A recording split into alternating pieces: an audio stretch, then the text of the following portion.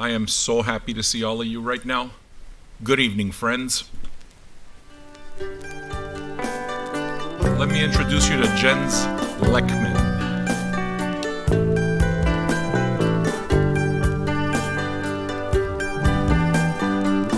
She worked in my post office, in my zip code, in my postal area.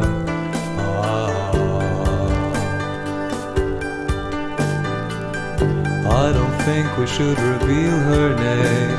She'll remain anonymous, but we can call her Maria.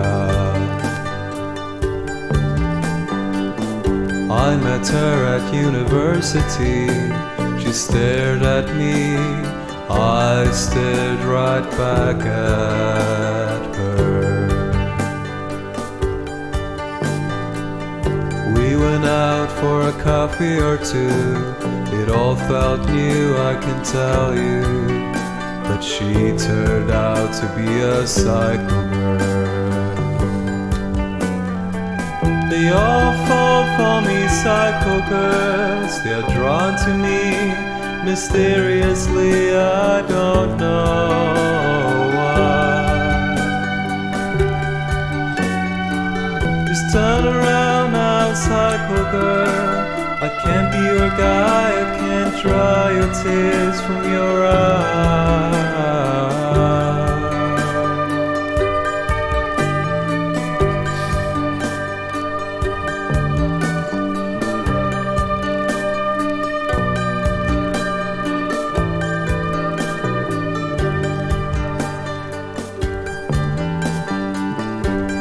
Sent me an SMS. Hey, Darnsey, It felt Gary, more Chris, like an SOS, Money Muds, a cry Manoza, for help. Sight.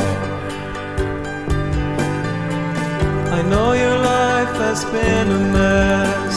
You cried yourself to sleep as a child in your mommy's dress, in your summer dress. But stop following me, psycho girl. I have enough problems to deal with on my own.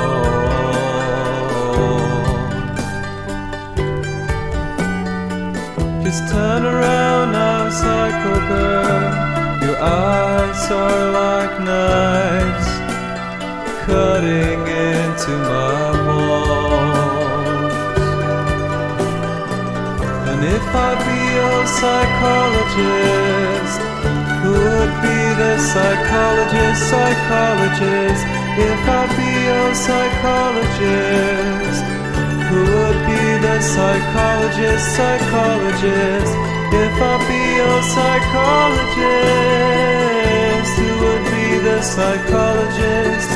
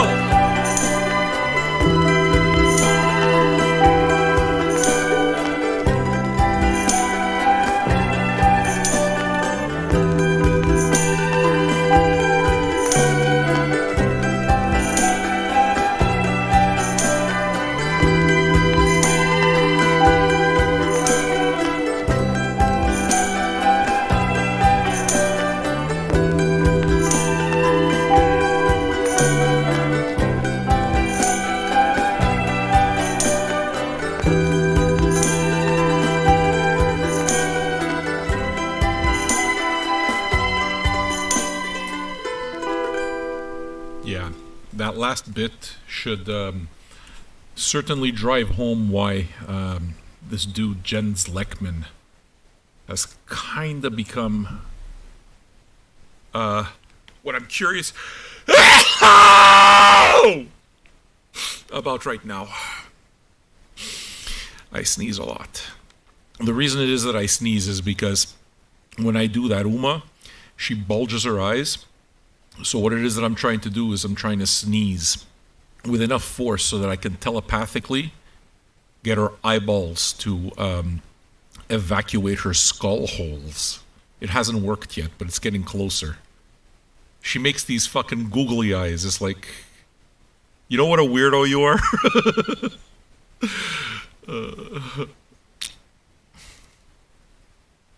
You're all fucking weirdos. That's what I've noticed. I'm a weirdo. That's what I've noticed. The show, I think, centers me. It's going to be interesting to see what the how it is that I'm going to adjust to whatever it is that's coming, and how all of us are going to adjust. I mean, springtime is here, so I'm pretty sure you got all the shit snow everywhere. For those of you who see snow, hey Minnesota, I'm guessing you see the shit snow, all the fucking snow with the dirt on it and all that. But underneath, you know, it's like, wait a second, man. If it continues like this, we're exactly 2 weeks away from things starting to get good, you know? So I'm going to play another Jens Leckman.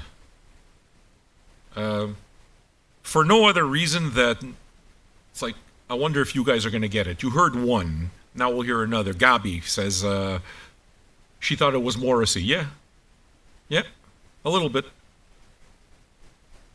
It's definitely weird having no show on Monday, Tuesday. Look, that's the way it's going to be for now. I don't know what it's going to be like. I don't know.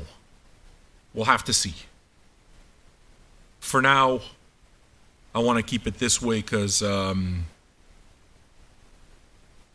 time off, I think, is good for me at least. It's funny because one of the ways, the way it is that I've been filling my time off, you know how it is?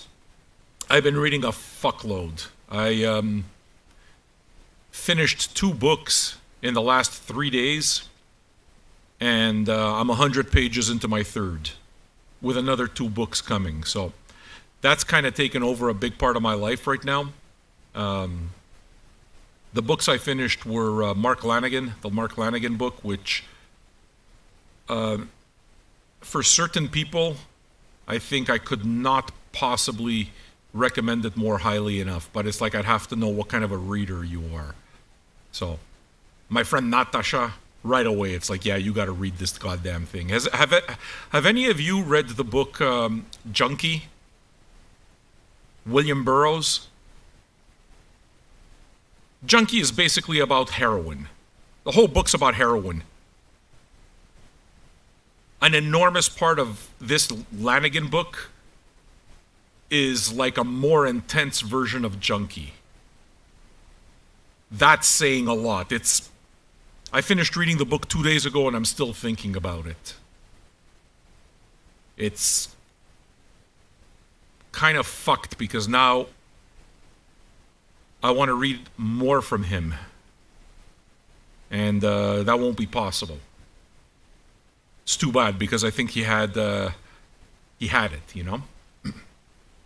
Then after that, I plowed through a biography on Hank Williams, finished it off in a day.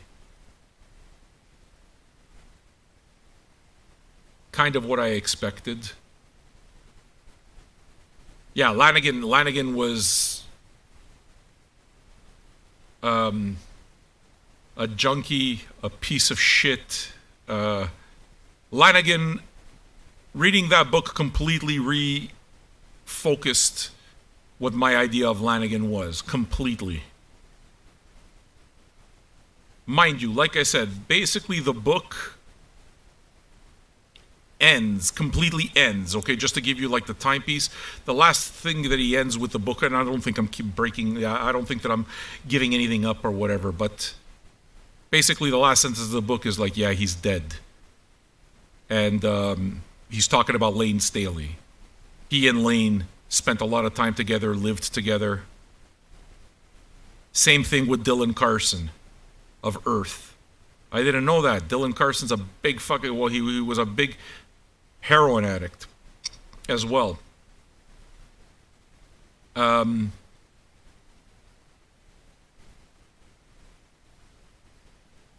really applaud the fact that he wrote the book. It is absolutely fucking ballsy. He lets us know exactly what a prick he is.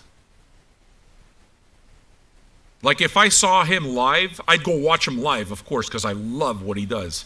I would not fucking, like, I don't need to meet you, it's okay, man. Mind you, that's not fair to say because he's kicked.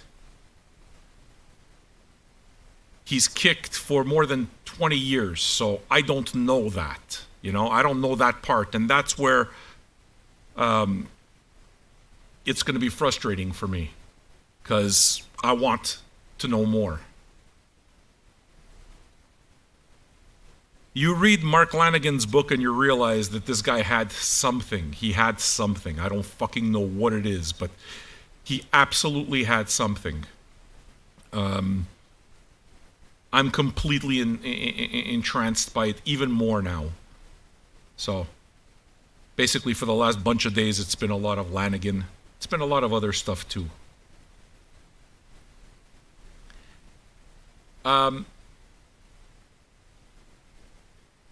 You see, this is where I get everything wrong. You would think after saying all of that that I would start, that I would like just follow up with some Lanigan. I would like to say to Gator Ortega and Deadword Smiles, before I offer you my welcome, thank you for being here. I'm glad that you enjoy the show. I'm happy of all of that. What it is that I'd like you to know is that the chat is for patrons. Okay? This radio show is free for everybody, and we've got thousands of listeners. However, the chat is for patrons because that's the only way that the show can continue. So I completely understand why you'd want to be a part of the conversation. Well, if you'd like to be a part of the conversation, do what everybody else here has done. Become a patron for as little as $2 or $5 a month. Basically, pay what you can, so that the guy putting it all together can pay his bills and he can keep doing more shows. Patreon.com/VinylJunkies. Become a patron today. Did I put up the link? I didn't. Here, let me put it up for our newbies. I'll probably get to Lanigan. The thing is that I don't really plan these shows out. I kind of know that I'm going to talk about Lanigan, but it's not like I plan ahead of time and say, okay, well, now what I'm going to do is I'm going to do my Lanigan bit during the show and I'm going to follow it up with some music. Which, I mean, frankly, is probably the best way to do it, but I don't know. Know what I'm going to do? I'm going to play you another Jens Lekman tune. The first tune on the album to kind of give you an idea of the first thing that I heard that made me kind of curious about this guy. Just because I want to see if you guys kind of like, you know, get intrigued like I got intrigued by it. And then, we'll see. I'll play stuff, I always do. Very happy to be here with all of you. Here's the first song off this Jens Lekman record, which is called, When I Said I Wanted to Be Your Dog. Very nice. Yeah, the album's called When I Said I Wanted to Be Your Dog. Out on the Secretly Canadian label. We'll say hello to new patrons after this.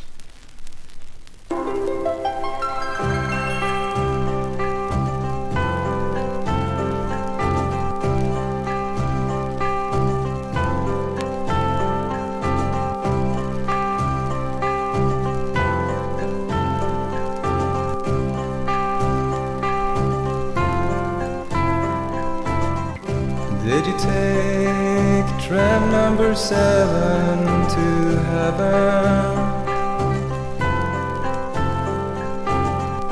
Did you eat your banana from 7-Eleven? I'm driving in my daddy's car. Life is aching Hey, in my Deadworm. heart. If we someday have Thank to you for that. part, where do I would appreciate it if you could just send me a message on Patreon, okay? I'll remember you after. To heaven. Send me a message on Patreon, okay? Thank you. Tram number 7 to heaven. Tram number 7 to heaven.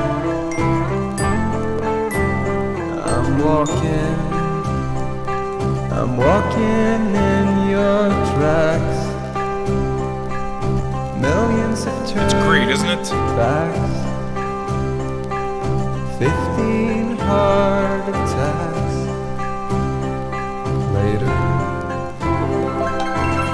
Tram number Hey, Dino 1 Girl. is full of fun. Tram number 2 is coochie coo. Tram number 3 is misery. Tram number 4 knocks at your door. Tram number 5, I'm still alive. Tram number 6, I think I'm fixed. Tram number 7. Tram number 7 to heaven.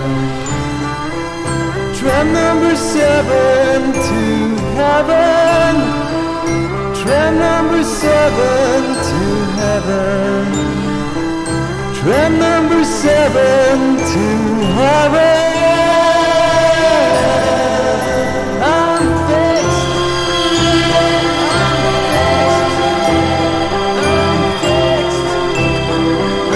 Hey, pretty.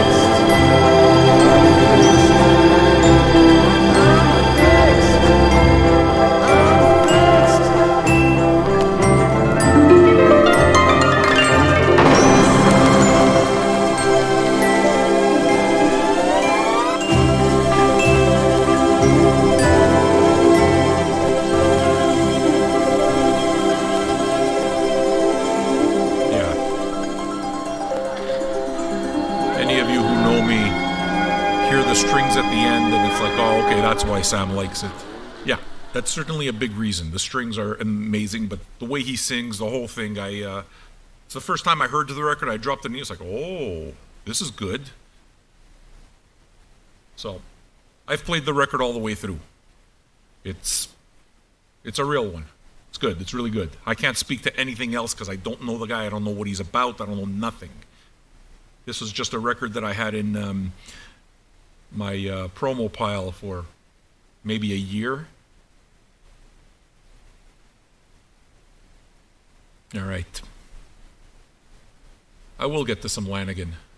I want to play you some of the stuff that I've been playing and see if you guys like it as well, you know? How's it been not having a show on the Monday and Tuesday? Is it strange still? I spent a good amount of time reading, and I realized that my self-loathing goes up too. Not such a bad thing, maybe, I don't know. Time off is always a good thing. That's the way it is that I see it. All right. What am I going to play for you? I'm going to play some Nirvana. Just let me play it. And still waiting on our friend's message on Patreon. Send it and I'll see you there, okay? What I'll do is I'll play you what I was intending to start the show with, which some of you are going to like and kind of does fit the theme a little bit. When you think about it, so does the Jens Lekman, because he and Mark Lanigan, the whole singer-songwriter thing, you know? I know, it's stretching it maybe, but... Do you recognize these guys?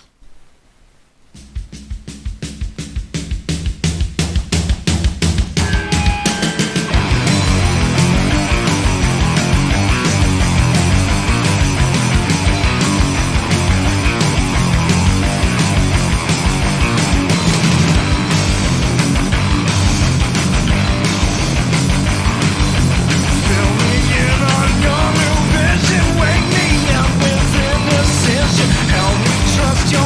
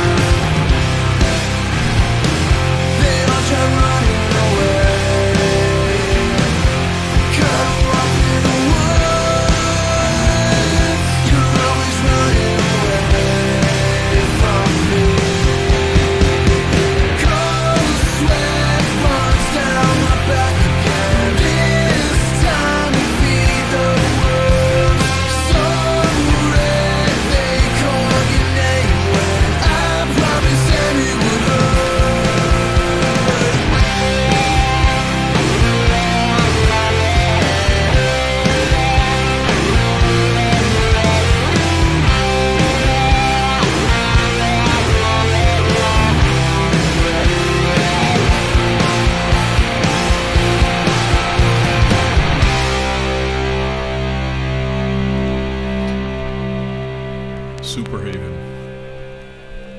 Who gave me Superhaven? I forgot. Maybe it's in the Discogs archive, I don't know. This was a pretty recent one too. Yeah, it's definitely got that that sound, that grungy sound, but it's not from that time. Atheum, yeah, that's right. It is Atheum who sent it. My guess is that it's in the comments. Sorry, what I do now is whenever anybody puts in a record for the archive, I mark it down in the notes. Let me lower this fucking volume. Porco Dio. I nearly lost you. I nearly lost you. That sounds like the inside of Mark Lanigan's brain box.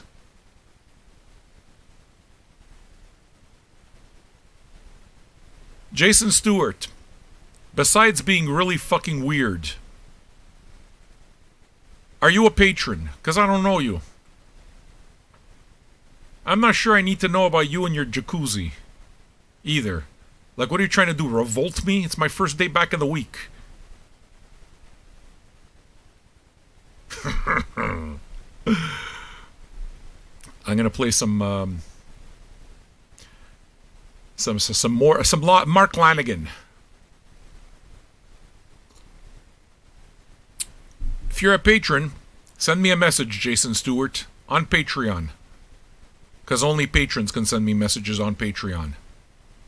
And when I see your message there, then I'll believe you. If not, I'll block you.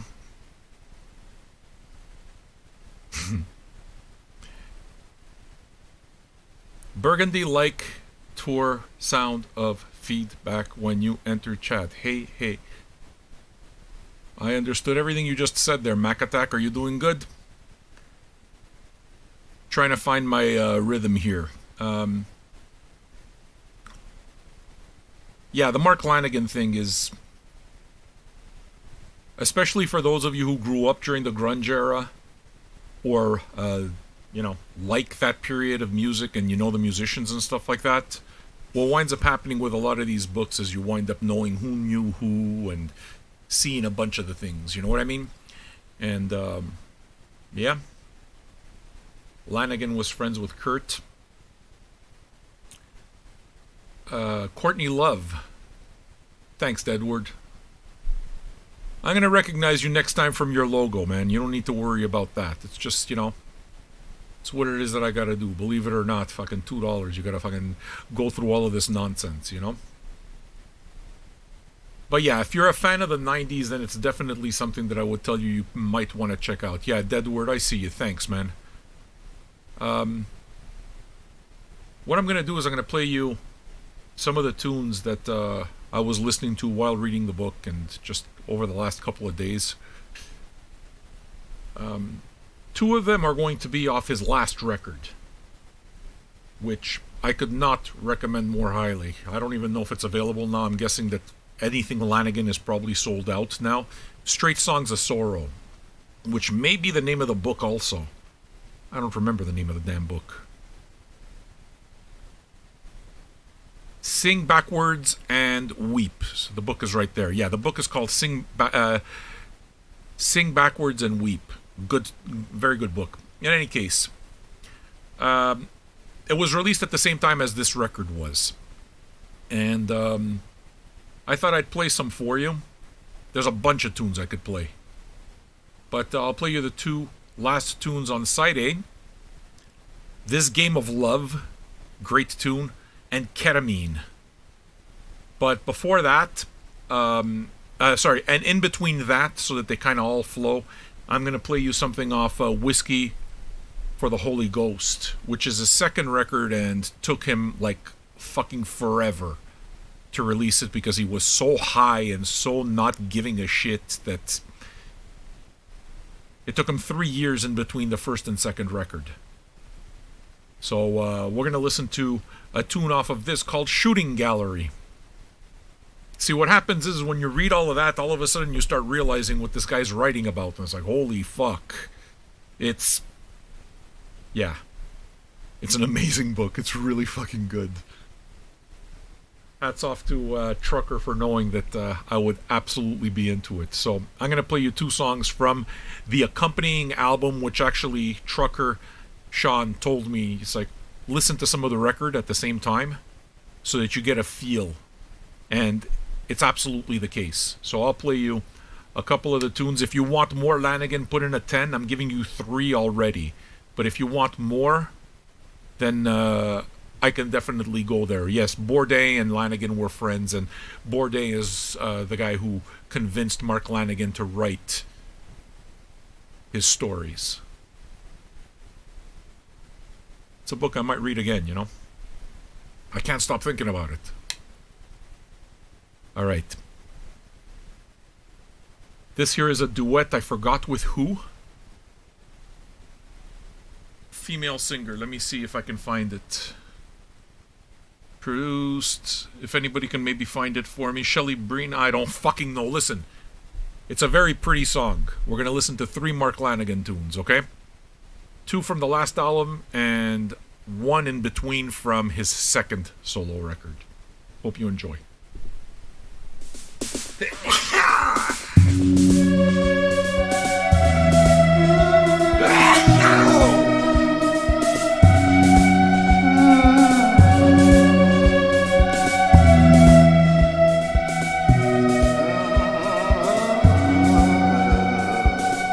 Don't let me burn like this.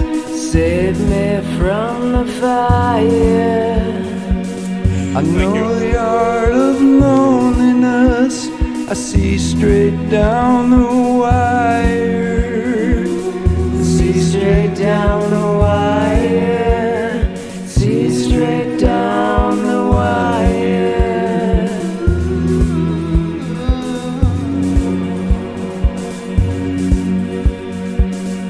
Free my soul of emptiness. I know the taste of sorrow. Tonight I am delirious. I live to play tomorrow. I live to play tomorrow. I live to play tomorrow. I live to play tomorrow. I came into this town, no comfort or peace of mind. Just as the rain came down, I swear I don't want to lose this time. Gonna take my rightful place in the sun high heaven above, or there'll be hell to pay. Am I gonna lose this game of love?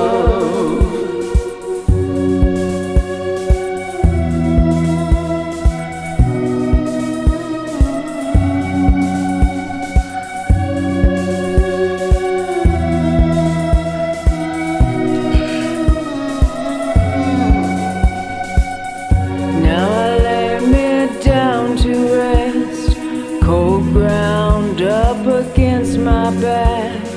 Time and again I failed the test, as painful as a heart Just leave it alone, please. attack.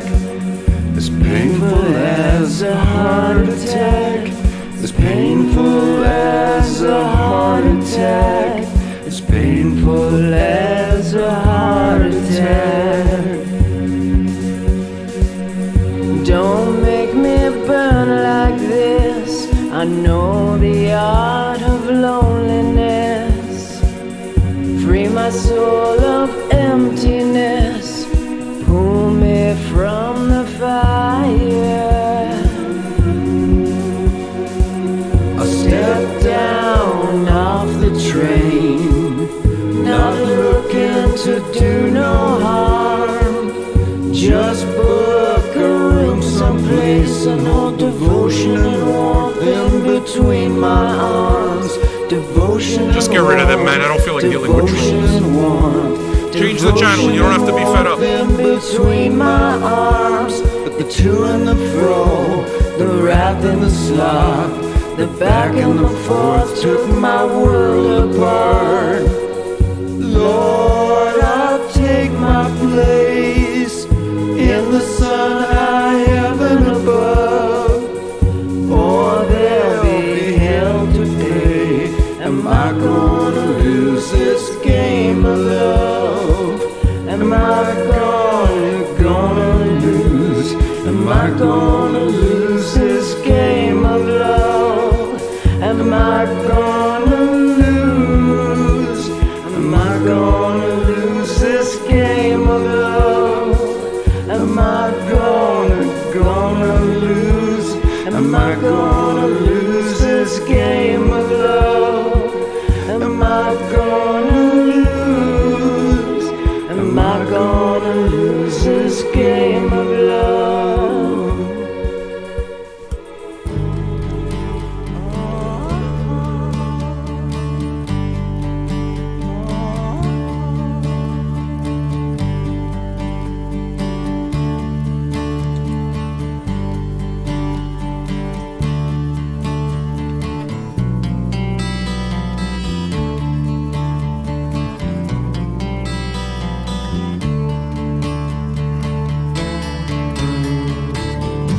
Tell you how I woke up on the line. Now, sister, I almost saw the light. Look, my hands are tied. I'll see you in another hallway some other time.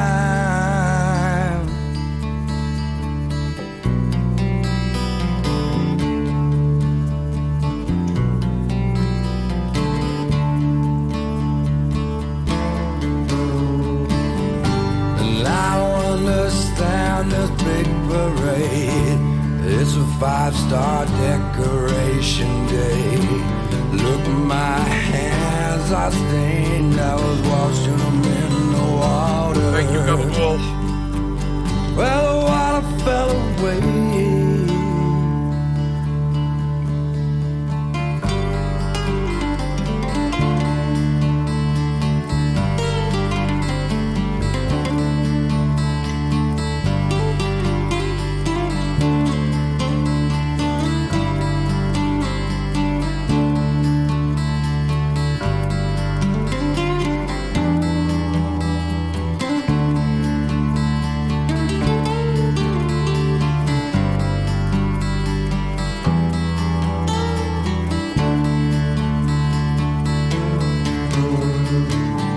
I'll tell you how I woke up on the line.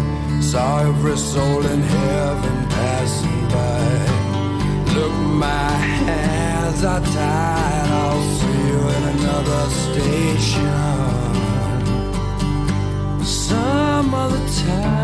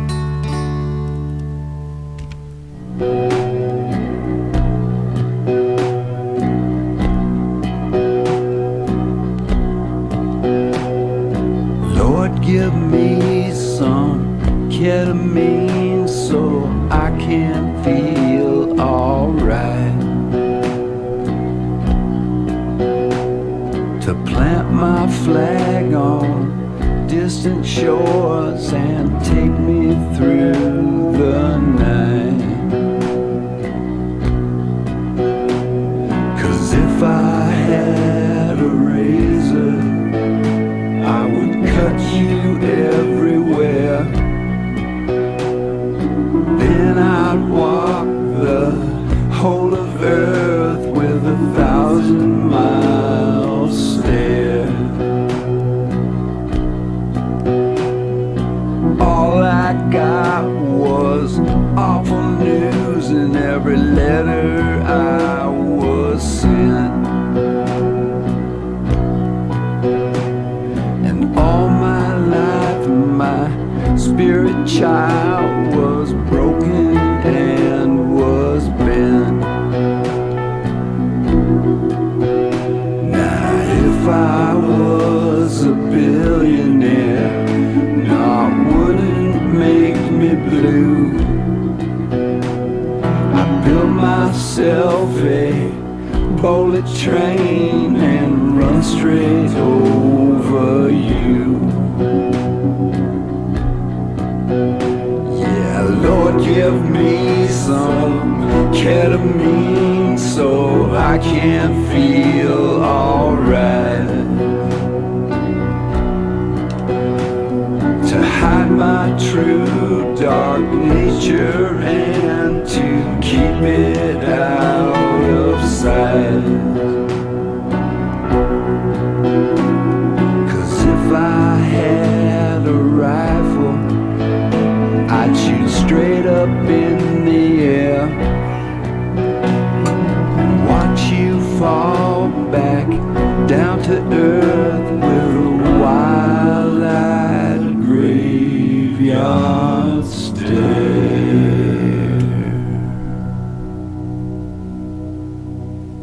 Yeah. So good. But now you know what he's singing about. It's cool. It reminds me why it is that I miss reading so much. I got 2 other books coming.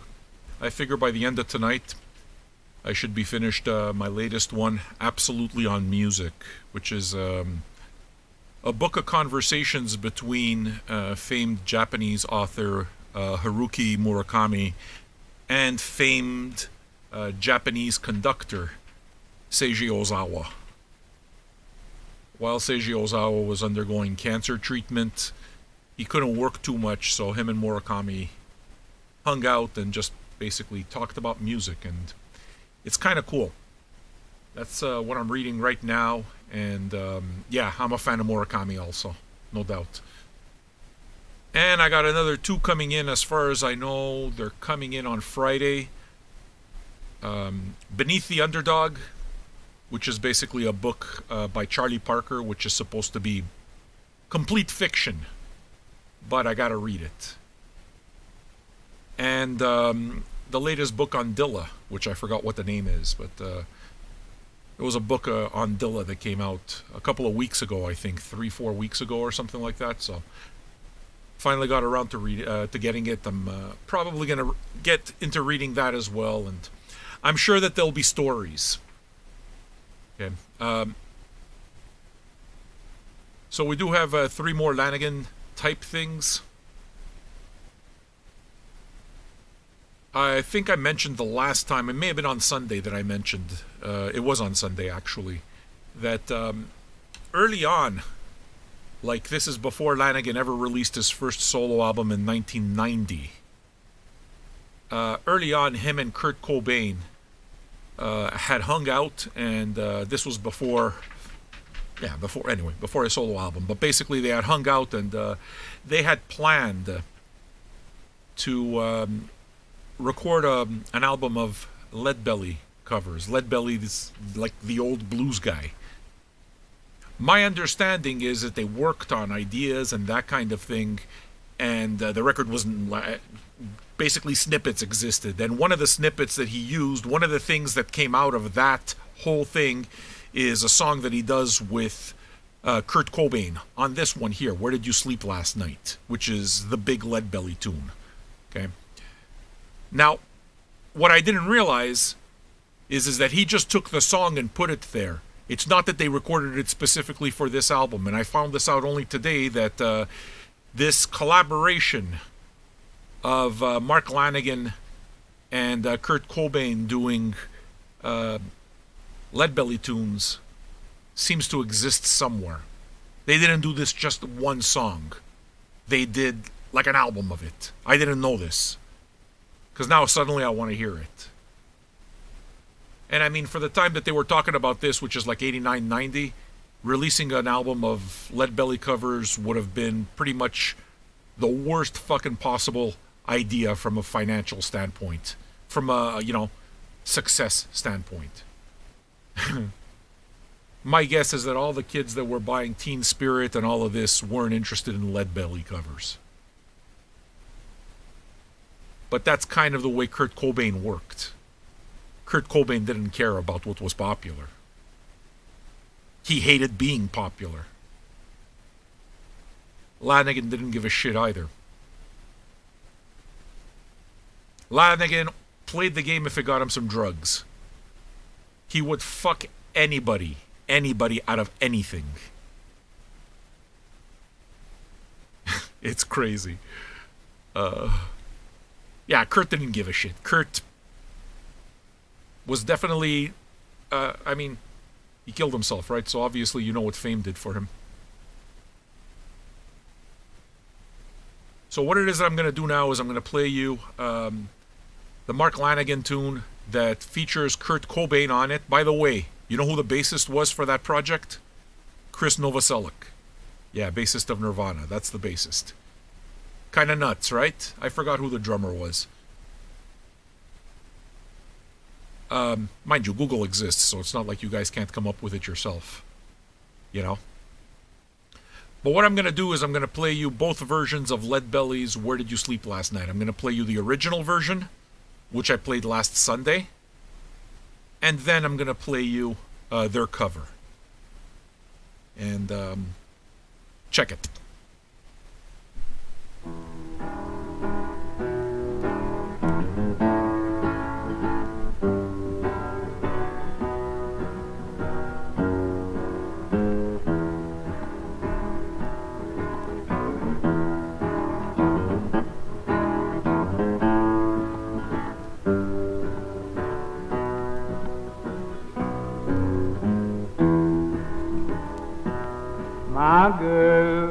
My girl, don't lie to me. Tell me, where did you sleep last night? Come on, tell me, baby. In the pond, where the sun don't ever shine. I was shivering all night too. My girl, where will you go? I'm going where the cold wind blows. Where's that, baby? In the pond, where the sun don't ever shine. I was shivering all night too. My girl, don't you lie to me. Tell me, where did you sleep last night? Come on and tell me something about it. In the pond, where the sun don't ever shine. I was shivering all night too. Shiver for me now.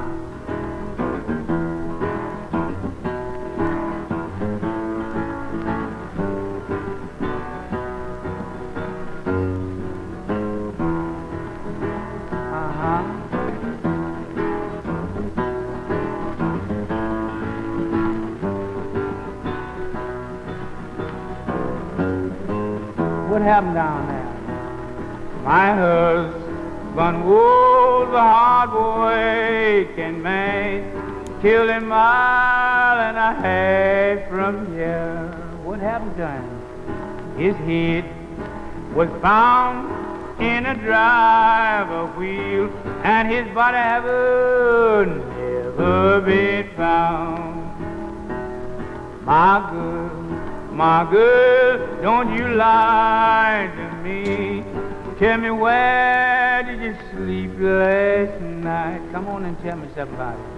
In the pines, where the sun don't ever shine. I bet you all night through.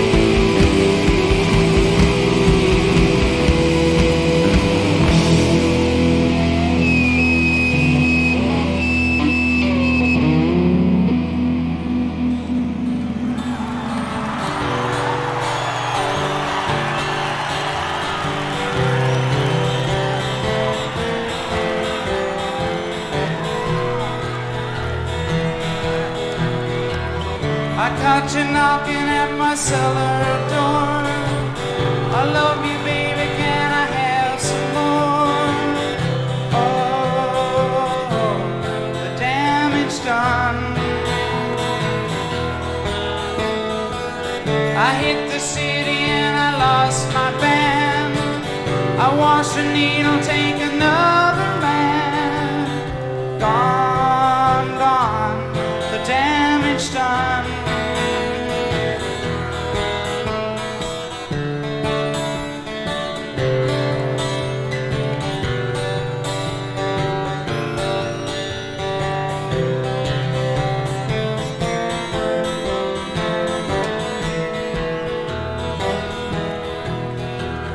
I sing this song because I love the man. I know that some of you don't understand. Milk blood to keep from running out. I seen the needle and the damage done.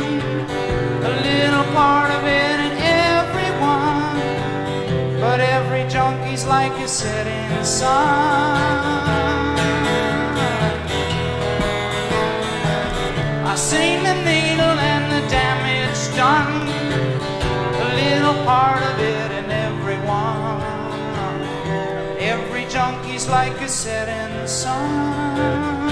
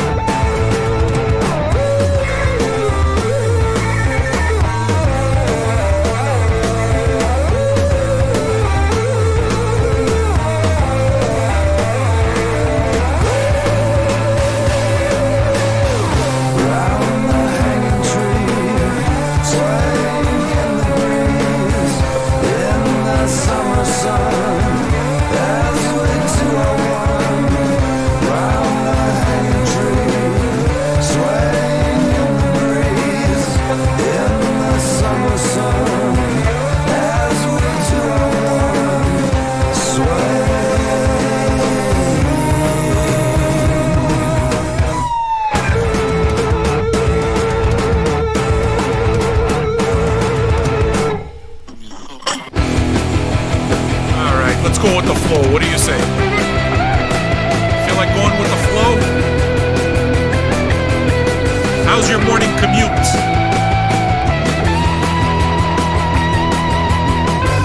She said I'll throw myself away.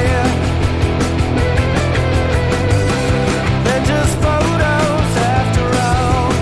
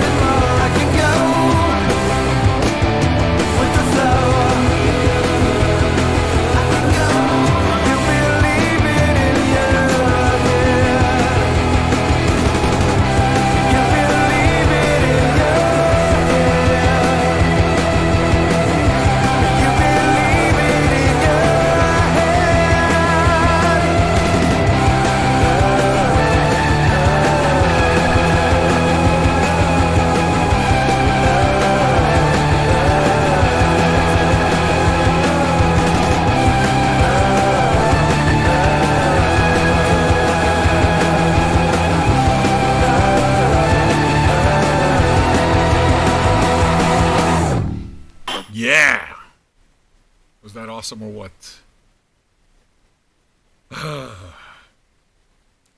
What are we going to do next? We got a set from Uma. I feel like I don't have anything to say, so I don't want to manufacture it either. Notice how the amount of trolls has gone down considerably since we got the new format. Since I stopped paying attention to, I don't know, getting more people, kind of thing, I guess. Don't have to deal with as many trolls. We had one today. Get rid of them. Another guy, I don't know, on Sunday. What's the point? You don't have to be here, you know? And I don't care what you think. You're allowed to like whatever you want. What I'm going to do now is play Uma's set. Fuck, how do I get myself back into the talking thing? I feel like out of sorts. Maybe it's because the 2 days off, I got so used to doing this every day. Be relevant. Say something important. I don't know. How about we play some Uncle and let that happen? Uma's set consists also of a Mark Lanegan tune, Bubblegum, probably his most popular solo record. But I know that he did something with Uncle, and I'm wondering if you picked that tune also, the tune that Mark Lanegan's on with Uncle. She did, eh? Okay, so basically you're getting another 2 shots of Lanegan here as well, which is cool. And in the middle we have some Dead Weather. An album that Uma and Roxy gave me, so, you know. Yeah, I don't know. Look, the thing is with this is that I don't look at when I finish anymore. The show just kind of goes on, and I'm comfortable with that, you know. Could I talk about the Hank Williams book? I could talk about the Hank Williams book, but I'm not sure that there's a whole lot to talk about. He was a complete drunk. I mean, he was a blackout drunk, but I think everybody knew that. There wasn't anything in the book that really kind of stood out more than anything else to me. So in that sense, I guess I would say that I was disappointed, but not really. I mean, I just read it to read it, but to say that it was a particularly good book, nah. It was a book that recounted facts with very little storytelling. It was pretty efficient, you know? Which is fine, but it's easy to talk about the Lanegan book because Lanegan's fucking takes you in a world that's all his own. The last parts of the book, you catch him during weeks of barely fucking getting by just enough not to get sick and coming so fucking close to being completely finished, and you expect, okay, this is it, he's gonna fucking hit rock bottom. You're just always expecting things to get worse, and then he gets a certain amount of money and he does a big shot, and when he does a big shot, it's like, you almost forget that he's talking about himself. It's like, oh my God, when's he going to overdose? He took me on that ride, and I've read a lot of books about heroin addiction because I'm fascinated by seedy characters. I'm completely fascinated by it. And, you know, I could have turned out that way, and I didn't turn out that way, so maybe that's what it is. Like, every time I read that, I tell myself, you see, that's why it is that I never fucking tried heroin. Because I'd be one of those. As I was reading the book to Lanegan, what I imagined is myself doing heroin now and slowly watching my entire record collection disappear. Knowing that I would wind up selling everything. And, it's still amazing to me. There's still some kind of a fascination there, a morbid fascination. I mean, I'm never, ever, ever gonna touch that shit. but there's a complete fascination. Lanigan describes a death wish.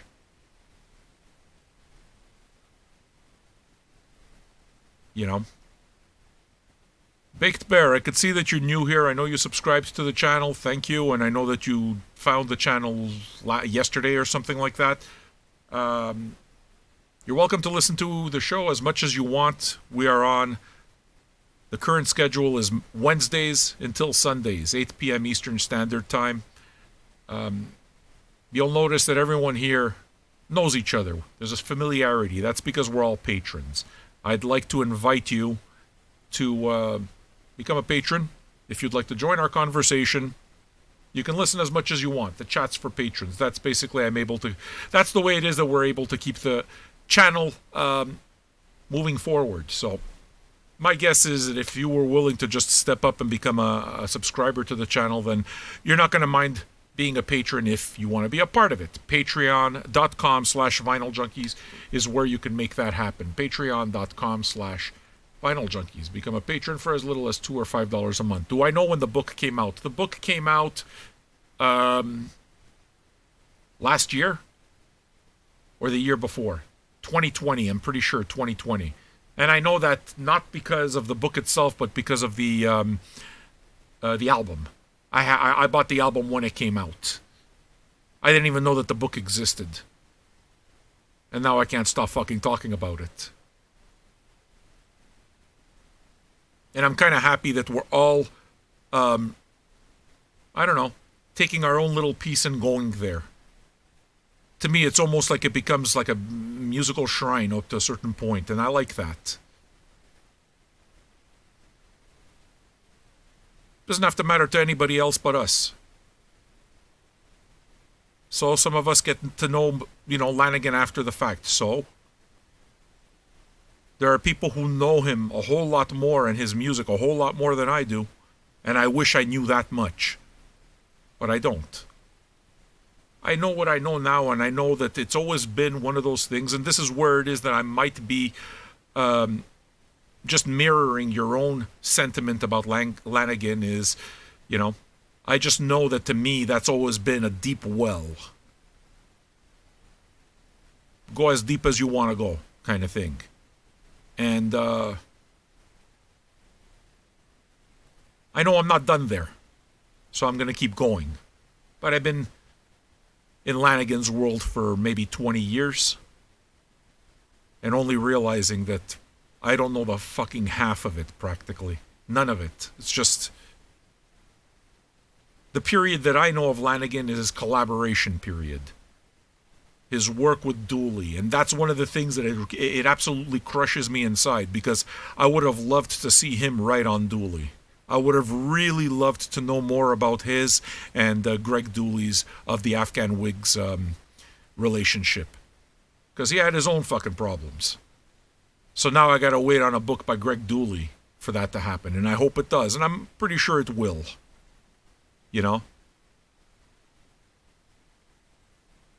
But there's an entire web there of musicians who lived together, did drugs together, played music together, hung out together. There's an entire web, and this is a web I think that I want to discover a whole lot more, because I realize there's still a whole lot more. And it's a web that, to me, that feels really good to do with you guys as well, because it's one that's completely relatable. I mean, who the fuck doesn't know who Nirvana is? Literally, if we go down this, we can go into territory where a lot of us haven't gone too much, but it's very easy to just bring it back to what grunge is. A term that everyone reviled completely. But I'm happy to be going down this rabbit hole and to be reading the stories and picking up tidbits the way we're doing it, because it's happening through conversation. I'm not studying it, because there was a big part, of while I was reading that, it's like, oh fuck, I want to underline this, I want to underline that, and it's like, no, fuck this. I don't want to do that. I don't want to study this stuff.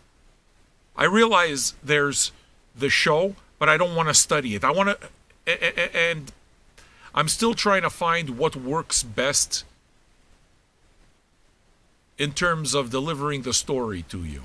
To me, there's always the story, just the storytelling element, which I think is amazing. That's where it is that I focus more than anything. But in terms of preparation, it seems like that's what it is that you're supposed to be doing. You're supposed to be preparing, you know. But to me, that almost goes completely counter to what this is about and what we do here. We just talk. Conversations are not prepared. I feel a responsibility towards all of you to be able to talk about different things. So one of the reasons that I really am enjoying this stage right now for me in terms of I'm reading a lot of books. And I think I'm going to stay there for a bit. What I like about that is because I think it's good for the show. It's going to give us other things to talk about. I'm going to be able to relay a story to a song. I mean, if the book is well written. If it's conducive. So I completely understand who was it, Darnsey, that wanted me to talk about Hank Williams. I get it, but the book wasn't conducive to anything. There wasn't anything that happened in the book that I found particularly interesting in that way. Letdown? Nah, I'm not sure it's a letdown. I'm glad I read it, but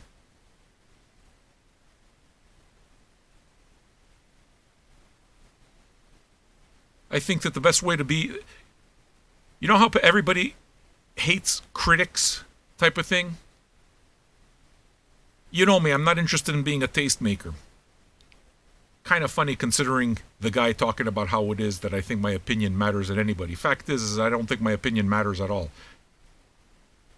What it is that I think where it is that I fit is letting you listen to the same thing and all of us listening to it together and letting the magic of that spontaneous act of listening to a piece of music together and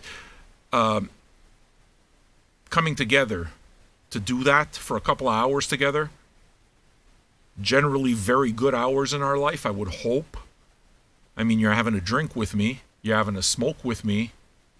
So, to me, if you're doing that kind of thing, you know, it tells me that this show that we do here, this time that we spent together, that we occupy together is special. It's important.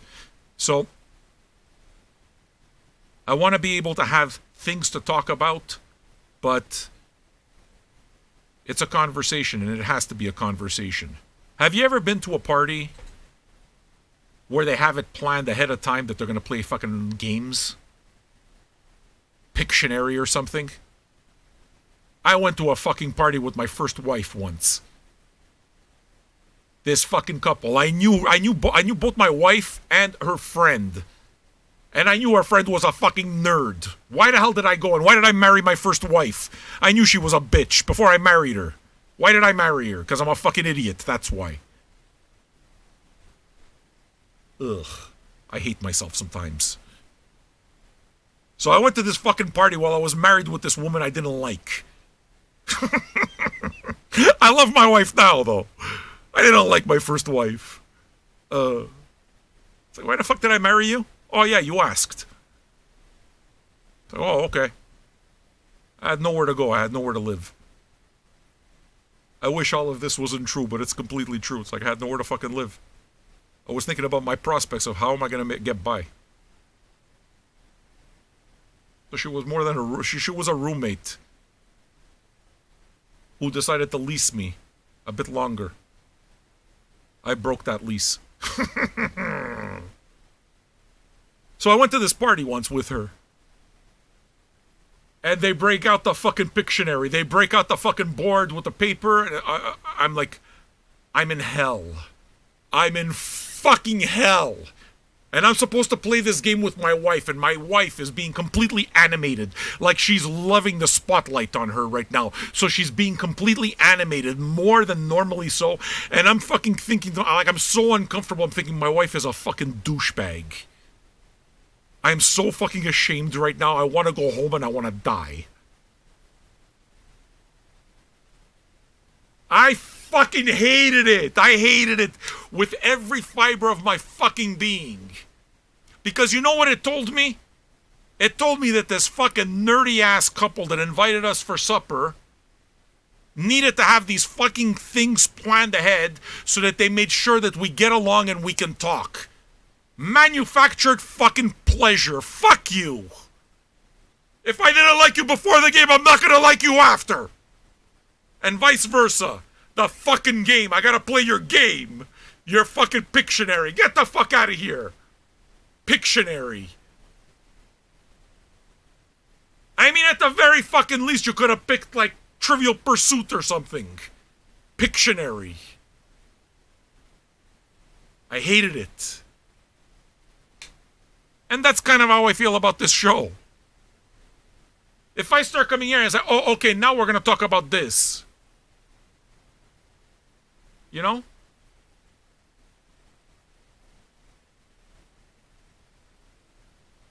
There has to be this spontaneity to the thing.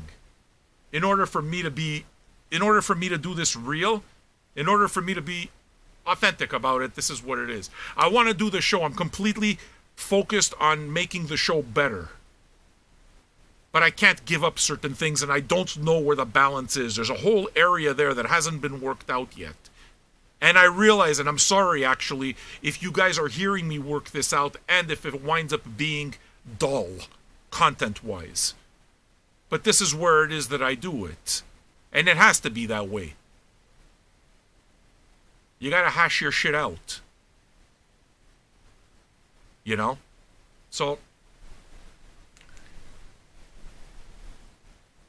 we're creating something. Hasn't been done before. So, how do you know what the way forward is? I don't. I try this, it works. I try that, it works. You know what I mean? That's how it is that you come across your favorite pair of jeans, right? They gotta fit just right. They gotta have the right amount of stains on them. Did you know that fucking Nelson doesn't wear underwear? This guy talking about how he washes his jeans. Who washes their fucking jeans? You don't wash your jeans.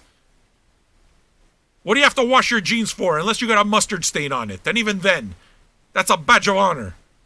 This guy washes jeans. And then I understood. Then I understood why he washes his jeans. Because he's fucking freeballing. He doesn't wear underwears. So he's got fucking shit stains inside his pants. He's got shit stains inside his pants. Now I understand. What's degenerate behavior? Not washing your jeans. What do you have to wash your fucking jeans for? I understand a pair of sweatpants, but jeans? Why?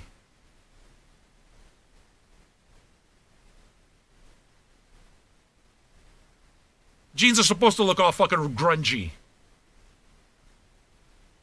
How dirty do they get? How often do you wear these fucking things? What do? You mud wrestle in them? I mean, these fucking people. What do you have? You have shares in fucking Tide, Procter and Gamble's? What's the deal here?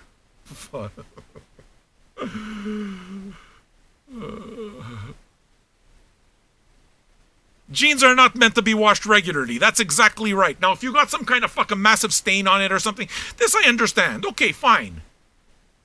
But how often do you have to wash your fucking jeans? Jeans.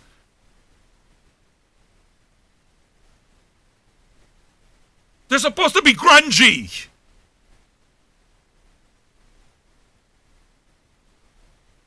Besides, a good pair of jeans, the denim is thick. Yes or no?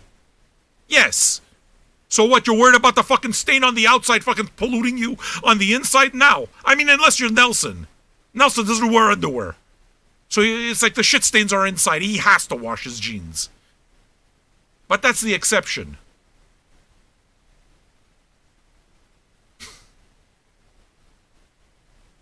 Freshly washed jeans. How do you even walk in those things? I fucking hate freshly washed jeans. I hate it. They feel new. They gotta be worked in. Jeans have to be worked in. Okay, if you wear them 3 times and wash, okay, I can understand that too. I get that. To me, it's pretty simple. If there's no stains on them, we're good.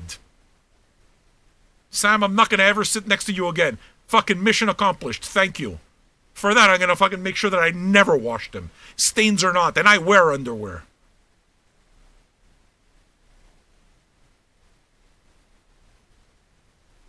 Okay, cheese-scented jeans. You see, now you make a point. If your jeans are going to smell like cheese, but your jeans already smell like shit and cheese. So you, but I already said, you're the exception, not the rule. You know why fucking Sean washes his jeans? Because he's got a stick up his ass. That's why. That's why he washes his jeans.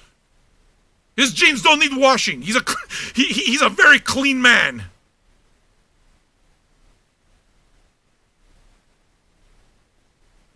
What is it with you people in laundry? Fucking laundry.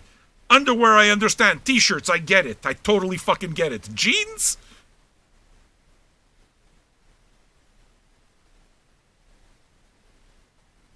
Nobody likes the free ball, Mac Attack. This is not a poll we need right now. Who needs the free ball? Uma likes the free ball. How's that? Fuck.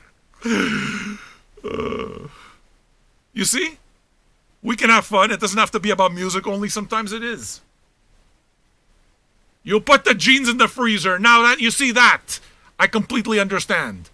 And if you look at the jeans companies, they even fucking tell you, yeah, this is, you're not supposed to wash these things.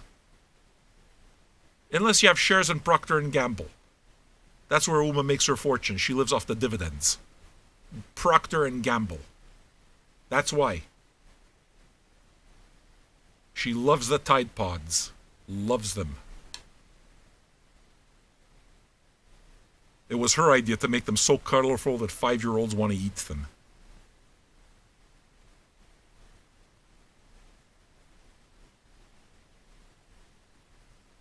Mark Lanigan supposedly bought himself a pair of leather pants in the UK. A pair of leather pants while on tour with the Screaming Trees on their last tour, for which Josh Ohm was the guitarist. And they bought themselves a pair of leather pants together, one for him and one for the other guy. And during the last chapters of the book, he's wearing those leather pants. And they're fucking filthy. He talks about how filthy they are. And how at this point he pawned everything. And he fucking even pawned off these dirty fucking smelly, never clean, never nothing fucking leather pants. And the guy gave him money for his leather pants and gave him an old pair of Roddy jeans that he can put on. And he put on a pair of jeans that didn't even belong to him. Why? So he can get a couple of bucks for his leather pants. So he can go shoot heroin. You know?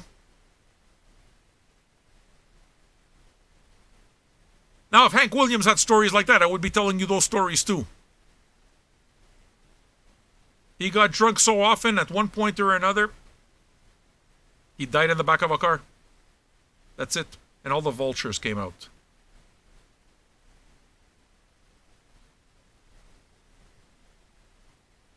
All right. What am I going to play now? I'm going to play Uma's set. Uncle. I guess you give... How do you wash leather? I don't know. The dry cleaners, I guess? I mean, I can't even imagine wanting to wear a pair of leather pants, though. Ugh.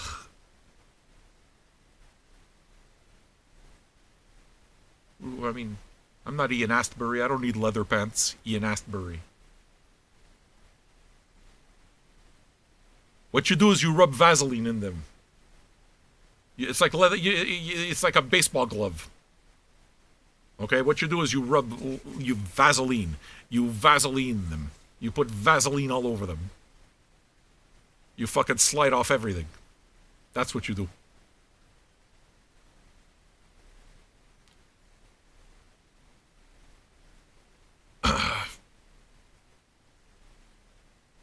You read the biography of who? Hank Williams? Yeah.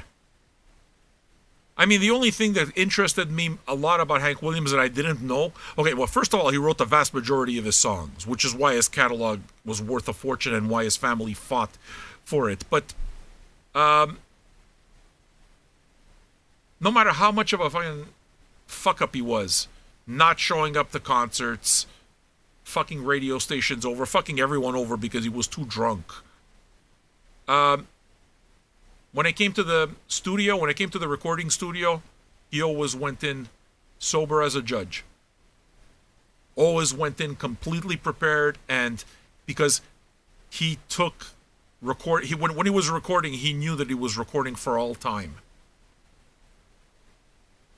So during all the times that he's recording, he's not drunk. Yeah, beating his wife. It's yeah. You know? I thought it would be more interesting.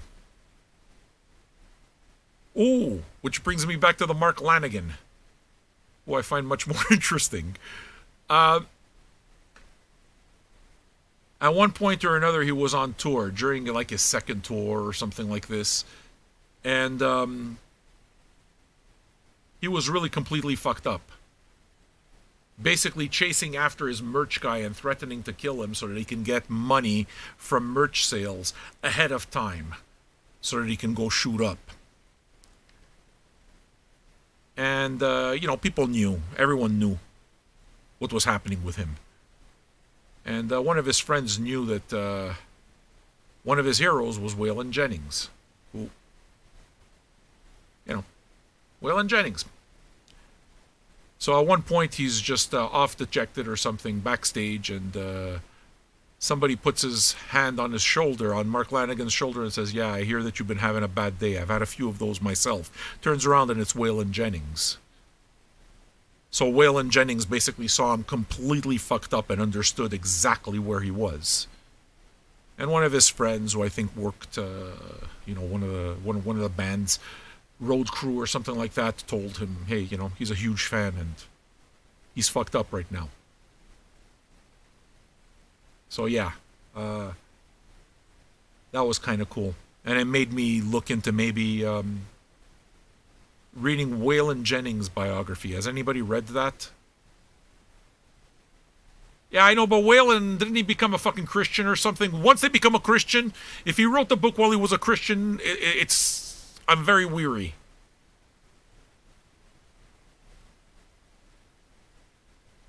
You know what I'm saying? Once they start getting all preachy. I'm glad you found God and I'm glad you found your thing, but I like the sordid part of life.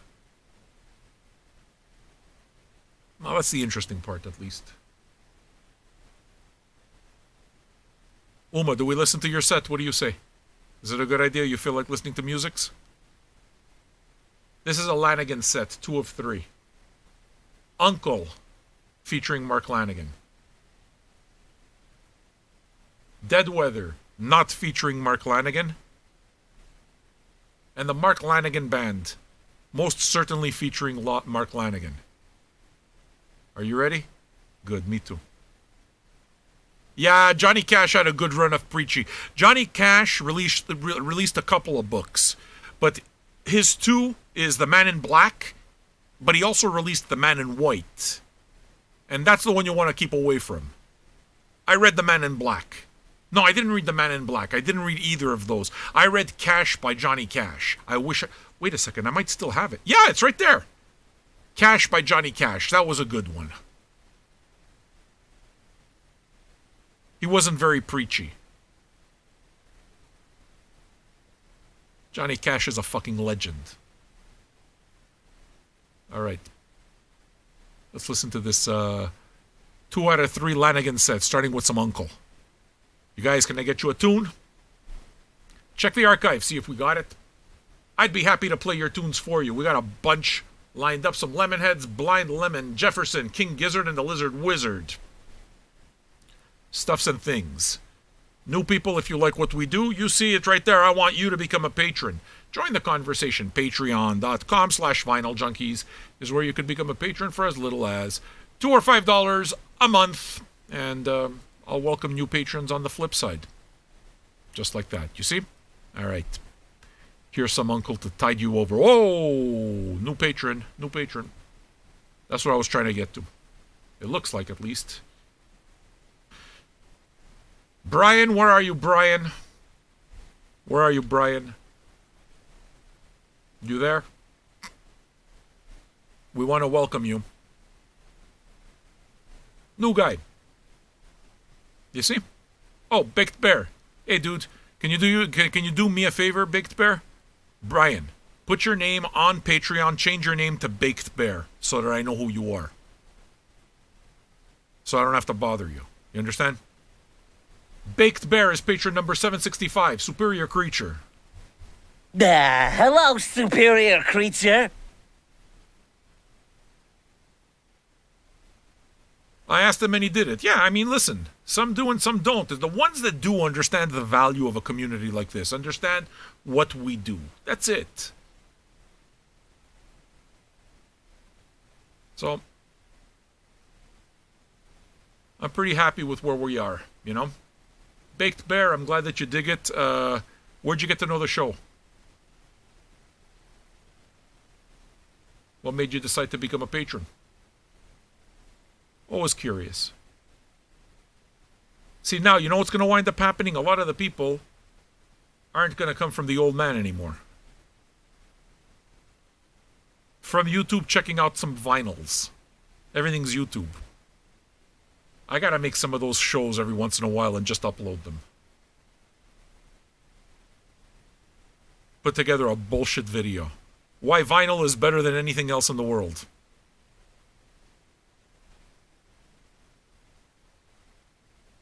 Right? Make one of those videos.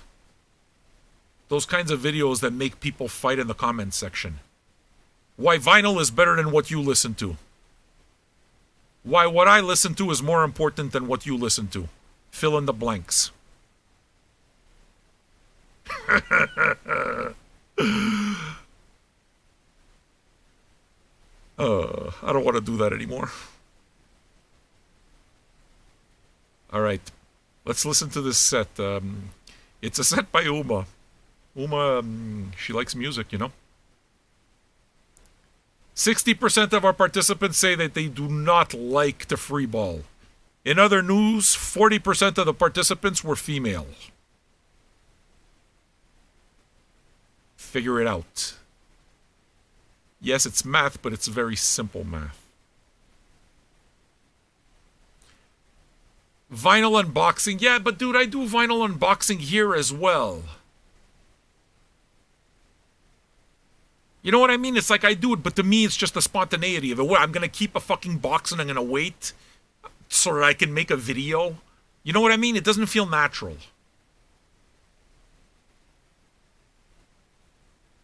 I know that that's what it is that the fucking kids go after. And I know that the way to move forward if you really want to blow up your channel is not live. What do you want me to fucking say? This is what's good to me. Hanging out with people and feeling like, hey, you know what?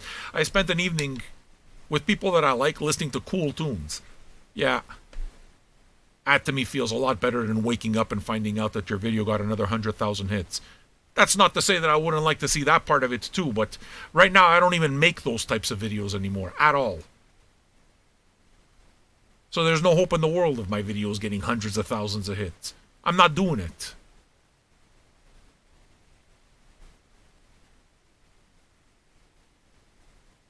Some people don't listen to records when working, they stack up for the weekend. What does that mean? Yes, hanging out interactively is very different than watching a video. Yes, absolutely.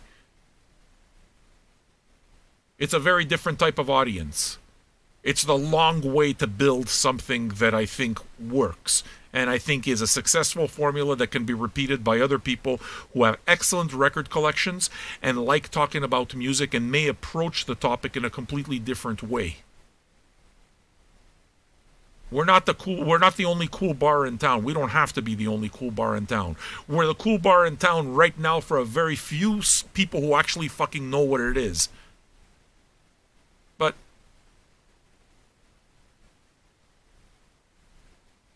a good town always has a few cool bars. You know what I'm saying? So Uma picked this set. 2 out of 3 of the songs are, let me just do it. Tell me, how you feel? Hey man, what happened to the phone? You understand perfectly. Stevie, you get Stuck it. in the snow, blinded by the sun. There's nowhere to hide. There's nowhere to run.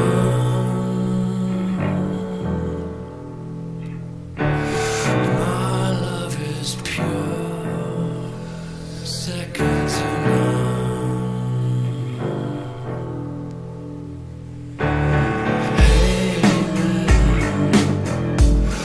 What happened to the phone? Stuck in the snow, blinded by the sun.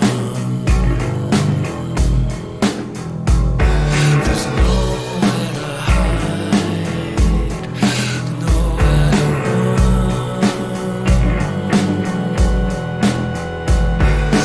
My love is pure, second to none.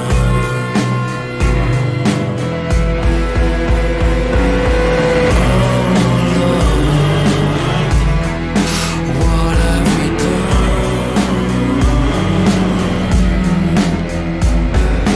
Oh, darling, what have we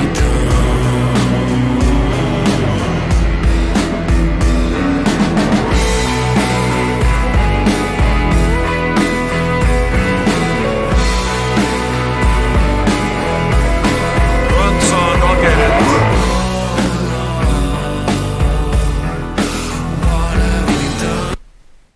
You know how much I hate records where you can't fucking tell? So what we're gonna do is we're gonna take care of this problem right away. That was which side? B3. Okay, we're gonna put a big 1 on side 1, so I never have to worry about this bullshit again. Boom. Now we know it's side 1. You see? These are things that you never see on the regular radios. We're gonna do it again. Because I'm fucking annoyed!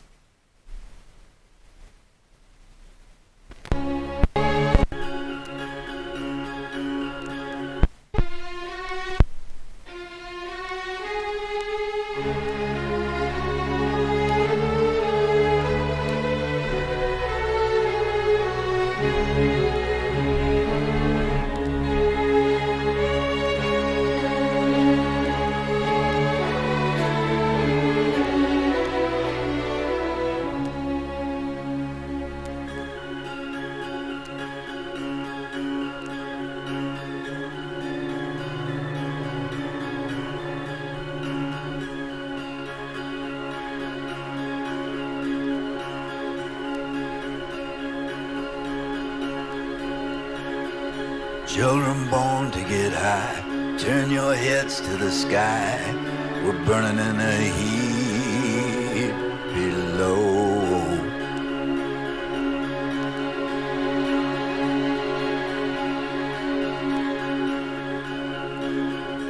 With a thorn in the side, and the ocean too wide, and the avenues so long.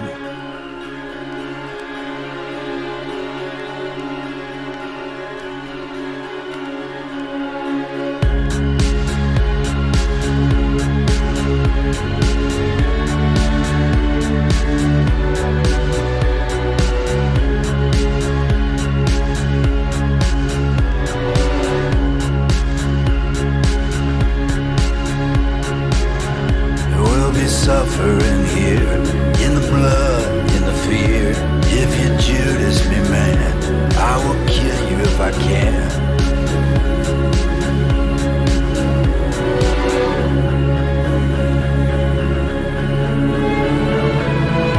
Solitary night bird is singing.